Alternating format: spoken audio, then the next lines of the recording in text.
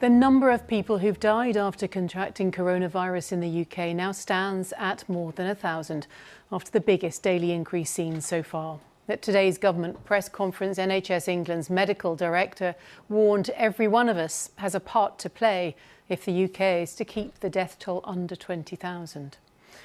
260 patients have died in the past 24 hours, bringing the total to 1,019. The majority of the deaths were in England, with victims aged between 33 and 100 years old. It comes as testing gets underway this week on frontline hospital staff in England and Scotland.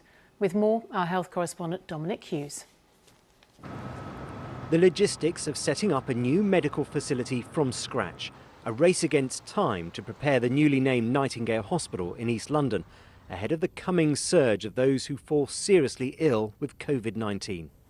The sharp rise in today's death toll shows why these facilities are needed. The pressure over the coming weeks is going to be extreme. When the NHS is under increased demand, as we expect, and is already happening in London, is that we're not going to be able to maintain the normal levels of staffing that we currently do. And so we're going to have to dramatically change the way that we work. So rather than one intensive care nurse looking after one patient, we're going to have to work more as a team. New figures published today give an insight into who's being admitted to critical care units. The data covers 775 patients in England, Wales and Northern Ireland. More than half of them are being looked after by hospitals in London. Most are aged over the age of 50, and the number of men falling seriously ill was well over twice the number of women.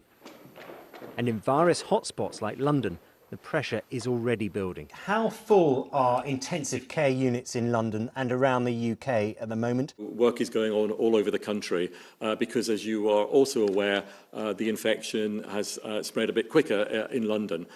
So we are not at capacity yet within London, but beds are being opened all the time to produce that extra surge capacity. And a reminder that in order to keep the death toll down, this is no time for complacency.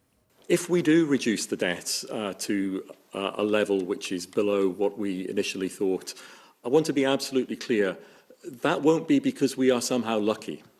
It won't be because somehow the virus is acting in this country differently from any other country.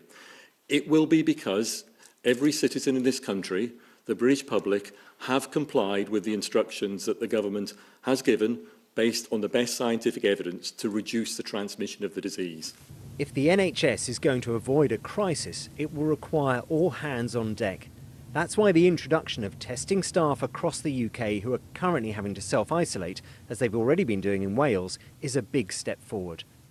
Dr Arash Salah is keen to work, but a rough cough means he has to stay away, at least until he's tested. Has it been a bit frustrating then, waiting to find out whether you've got it or not? Yeah, it's really frustrating because I know the hospital's busy. Even at this relatively early point, things are really hotting up. I know that my colleagues need me, and it's quite frustrating being sat here at home when I know I could be at work and I need to be at work. And from the Prime Minister in isolation while he recovers from his own COVID-19 infection, a letter to every UK household this week, urging people to observe the guidelines to stay at home and protect the NHS. New hospitals, more testing. An immense effort is now underway to try and shore up the health service for what lies ahead. Well, I think the news that 260 people have very sadly lost their lives to the coronavirus in just a 24-hour period will really shock people. But that, unfortunately, is in line with predictions that the death rate will double every 3 days or so. But what we need to remember, and it's worth saying over and over again, is that 4 out of 5 people, the vast majority, will experience just a very mild form of this illness, and it's only a very small proportion of people who will fall seriously ill. Kate.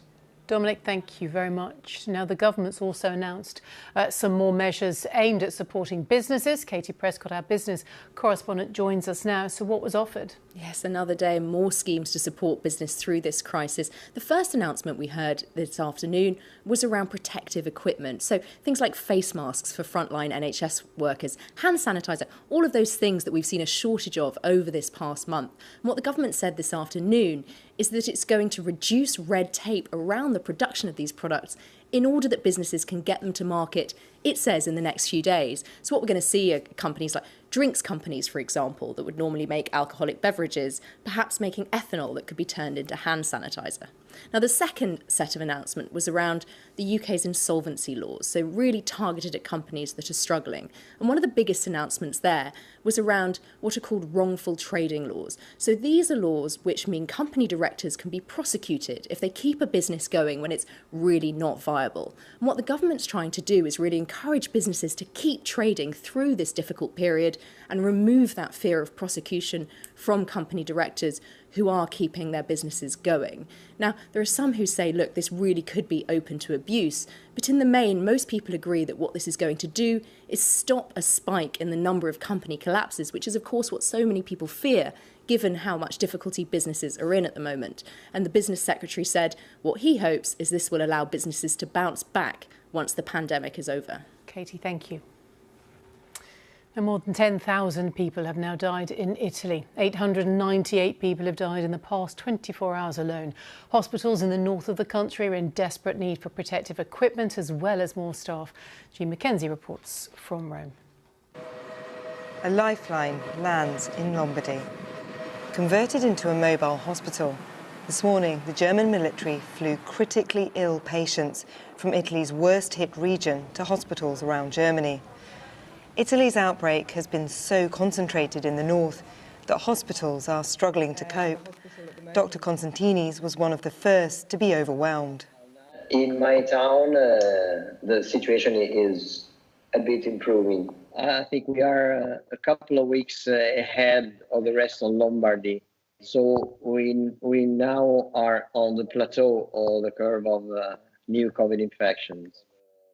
At first it was beds and ventilators in short supply, but now it's people. Nurses and doctors. Because we have some free beds inside our hospital we could use for patients because we don't have any more nurses or doctors. Today, Italy has reached a sobering milestone. More than 10,000 people dead. After nearly 900 more deaths were recorded since yesterday.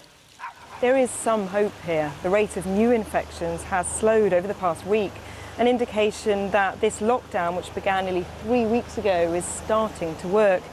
But Italians are wary of being too hopeful just yet, with the number of deaths still coming so fast.